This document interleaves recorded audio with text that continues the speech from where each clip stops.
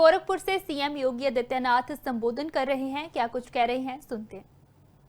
प्रशस्त करने की दिशा में आगे बढ़ना होगा, समता मूलक समाज की दिशा में आगे बढ़ना पड़ेगा, वही राष्ट्रीय एकता का आधार बनेगा।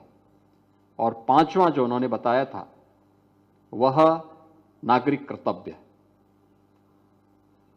नागरिक अधिकारों की चर्चा सब करते हैं, हम कर्तव्यों की चर्चा कब करें। और उन नागरिक कर्तव्यों से जोड़ने के लिए, इन पंच प्रणों के साथ जोड़ने के लिए प्रधानमंत्री जी ने हर देशवासी से आह्वान किया था। लेकिन यह बात 2022 में प्रधानमंत्री जी ने कही। एक वर्ष बीता, दूसरा वर्ष बीता, तीसरा वर्ष बीता, हम लोग मान करके चलते थे कि आवाज कहीं ना कहीं से तो आएगी, लेकिन अंत में यह हुआ कि नहीं, अन्य जगह से आवाज नहीं आएगी तो कम से कम उत्तर प्रदेश से ही इस आवाज को आगे बढ़ाएं। और उत्तर प्रदेश से हम लोगों ने जब इस बात को कहा, आप आश्चर्य करेंगे, जब मैंने सदन में इस बात की चर्चा करने के लिए मैंने दलीय नेताओं की बैठक में कहा तो बहुत सारे लोगों ने कहा कि ये कैसे हो सकता है, और सदन चलेगा तो हम लोगों को अपनी बातों को दूसरे तरीके से, हमने कहा भी जो भी आपको बोलना है, जो भी आपको बोलना है सदन में बोलिए, सदन की कार्रवाई को चलने दीजिए। जनता के मन में जो एक धारणा बनती जा रही है कि विधायिका में काम नहीं होता, चर्चा स्वस्थ चर्चा आगे नहीं बढ़ती है, हमें इस धारणा को समाप्त करना होगा। सदन चर्चा का एक केंद्र बिंदु बनना चाहिए, इस पर ही हम चर्चा को आगे बढ़ाएं। तो पहले सहमति नहीं हो रही थी, मैंने कहा भी देखो, मैं चाहता हूं कि चर्चा केवल दिन में ही नहीं होनी है, एक बार जब चर्चा प्रारंभ हो तो लगातार चर्चा हो और प्रयास हो कि 24 घंटे तक सदन चले, रात्रि हो दिन हो। और मुझे आश्चर्य हुआ कि उस समय सबने फिर हामी भरी। मुझे इस बात का संकोच था कि अक्सर होता है कि सदन जब शुरू होता है भीड़ होती है, सभी सदस्य सदन में मौजूद होते हैं, लेकिन धीरे धीरे करके फिर सदन में संख्या कम होती जाती है और अंत तक देखते हैं कि बहुत कम संख्या में सदस्य बचे रह पाते हैं।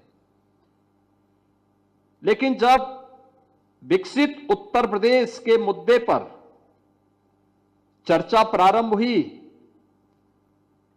तो मैं गोरखपुर से सीएम योगी आदित्यनाथ संबोधन कर रहे हैं, क्या कुछ कह रहे हैं सुनते हैं। प्रशस्त करने की दिशा में आगे बढ़ना होगा, समता मूलक समाज की दिशा में आगे बढ़ना पड़ेगा, वही राष्ट्रीय एकता का आधार बनेगा। और पांचवा जो उन्होंने बताया था वह नागरिक कर्तव्य। नागरिक अधिकारों की चर्चा सब करते हैं, हम कर्तव्यों की चर्चा कब करें। और उन नागरिक कर्तव्यों से जोड़ने के लिए, इन पंच प्रणों के साथ जोड़ने के लिए प्रधानमंत्री जी ने हर देशवासी से आह्वान किया था। लेकिन यह बात 2022 में प्रधानमंत्री जी ने कही। एक वर्ष बीता, दूसरा वर्ष बीता, तीसरा वर्ष बीता, हम लोग मान करके चलते थे कि आवाज कहीं ना कहीं से तो आएगी, लेकिन अंत में यह हुआ कि नहीं, अन्य जगह से आवाज नहीं आएगी तो कम से कम उत्तर प्रदेश से ही इस आवाज को आगे बढ़ाएं।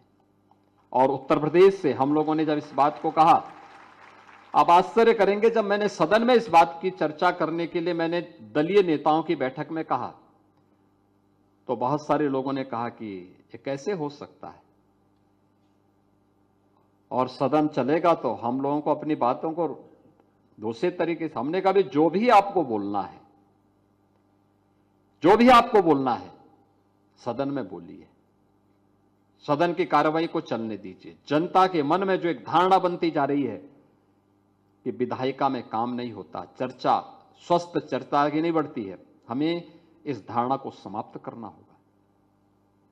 सदन चर्चा का एक केंद्र बिंदु बनना चाहिए, इस पर ही हम चर्चा को आगे बढ़ाएं। तो पहले सहमति नहीं हो रही थी। मैंने कहा भी देखो, मैं चाहता हूं कि चर्चा केवल दिन में ही नहीं होनी है।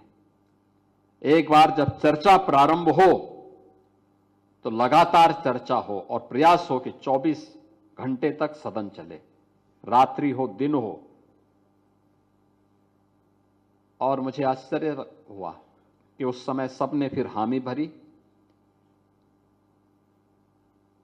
मुझे इस बात का संकोच था कि अक्सर होता है कि सदन जब शुरू होता है भीड़ होती है, सभी सदस्य सदन में मौजूद होते हैं, लेकिन धीरे धीरे करके फिर सदन में संख्या कम होती जाती है और अंत तक देखते हैं कि बहुत कम संख्या में सदस्य बचे रह पाते हैं।